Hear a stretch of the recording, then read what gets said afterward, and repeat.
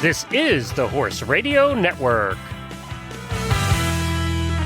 This is episode 1288 of Horse Tip Daily, your almost everyday morsel of helpful hints, useful facts, and practical techniques for horse folks. Brought to you today by Uncle Jimmy's.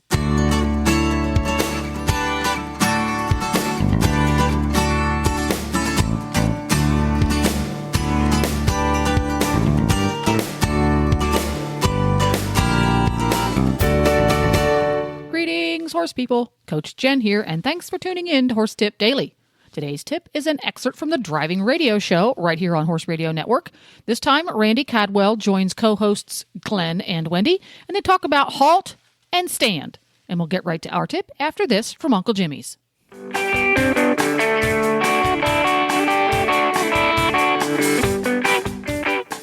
Uncle Jimmy's Hanging Balls and Licky Things help combat stall boredom by providing your horse entertainment in the stall, while at the same time providing them with much-needed minerals and nutrients not found in other treats. Uncle Jimmy's has training treats covered, too, with Uncle Jimmy's Squeezy Buns. Every deliciously soft, squishy treat is individually wrapped for freshness, so your pockets won't get gummed up. Ask for Uncle Jimmy's Hanging Balls, Licky Things, and Squeezy Buns at your local tack and feed supplier, or you can go online to uncle-jimmys.com.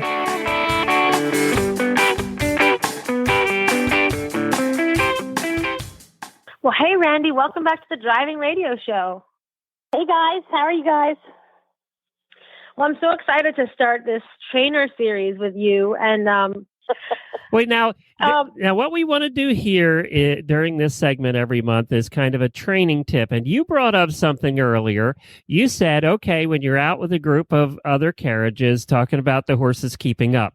I don't have a problem with my pony keeping up. What I have a problem with is when you're also out or in parades or you're out with other groups, you end up stopping a lot. That's where I think more people have problems, is keeping their horse stopped.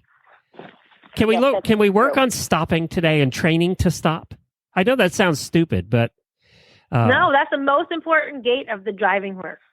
It definitely is, because when you start out, your horse must stand still in order to put the carriage on.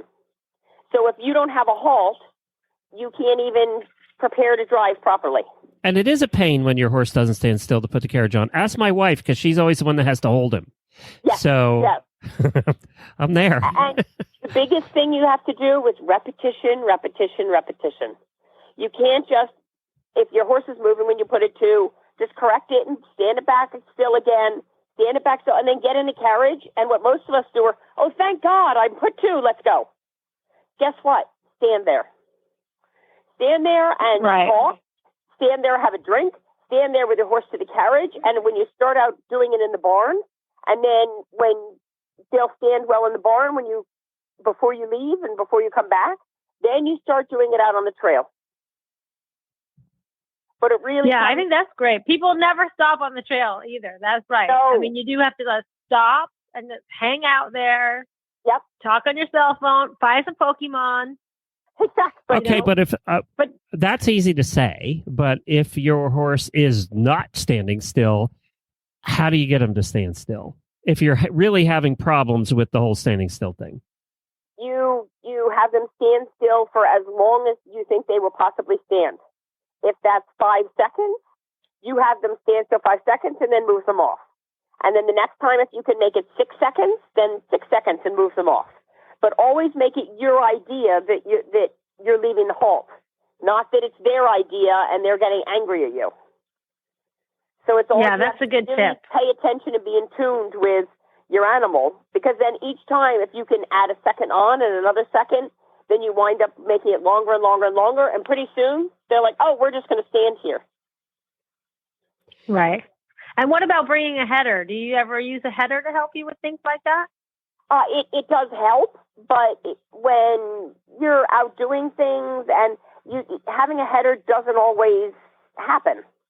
So you need to teach your animal from the start, even when you're putting its harness on.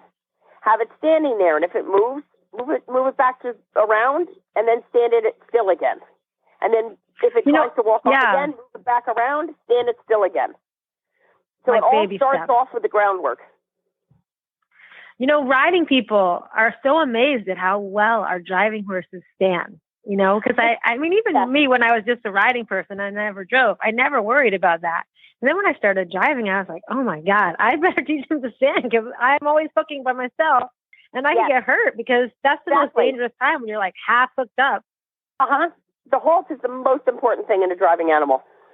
What I think horses also I have to learn is when you halt and you salute an X, or even when you're halting and you're just getting in the carriage.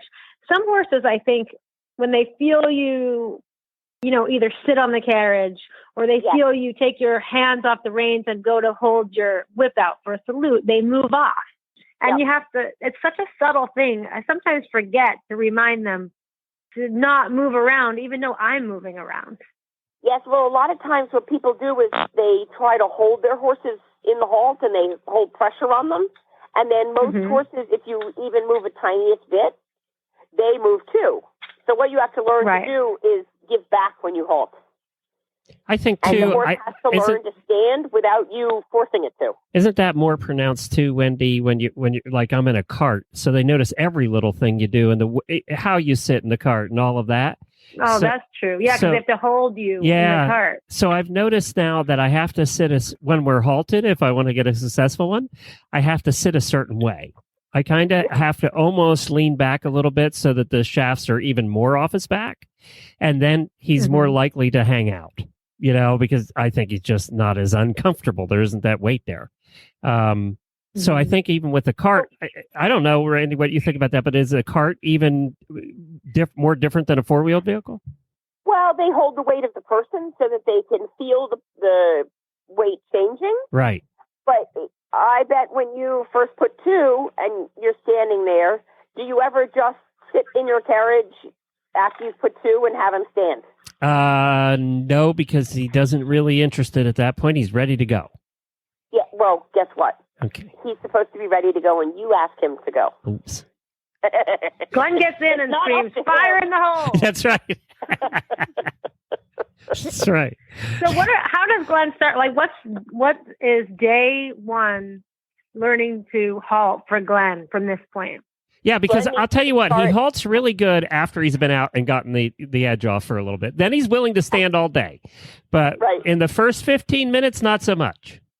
Well, you should start when you're putting the harness on, having him stand. And then when you put him to, have him stand. And like I said, if it's only 3 seconds you make it, then you make it 3 seconds and then you ask him to move off. Because then it just builds and builds and builds. But if he's always jumping forward or moving off on his own, then he thinks that he's in charge and can tell you when it's time to go. Okay. Which is not the fact. Right. You're going to be the boss. Yes. You're the boss of him, Glenn. Yeah, okay. Hey, this is another thing. Because you guys are pony people. And then give him his head and see if he does the right thing. And if he doesn't, then you stop. You ask him to halt. If he makes it for just the bare, like you can tell he's thinking, oh, I'm stopped, then move him off. Okay. Yep. And like Randy's really great with pony psychology. And this is why I don't have ponies, because I'd be like, oh my God, Pony, why don't you stand? And then I start to get aggravated and I start to try to force him to stand. And then what's going to happen? That pony's never going to stand for me. Exactly. But Randy's, like, I think Randy's way, what she's telling you, just do multiple little baby halts and try to outsmart them. That's another thing. Yep. And let it grow, let it grow, let it grow. Because those ponies always outsmart me because I'm not paying attention and I need to be paying more attention. Yeah, that's why I don't like them. Pay attention to your horse's body language. So baby steps, Glenn. Baby steps. All right, I'm gonna practice it. Okay. I'll let you know next month how I do. It's hard with ADD. Thing to do. It is really the hardest thing to do. Well, and as I said, after we get going, if we're out 10 minutes, then he'll stand still all day because he's tired and lazy.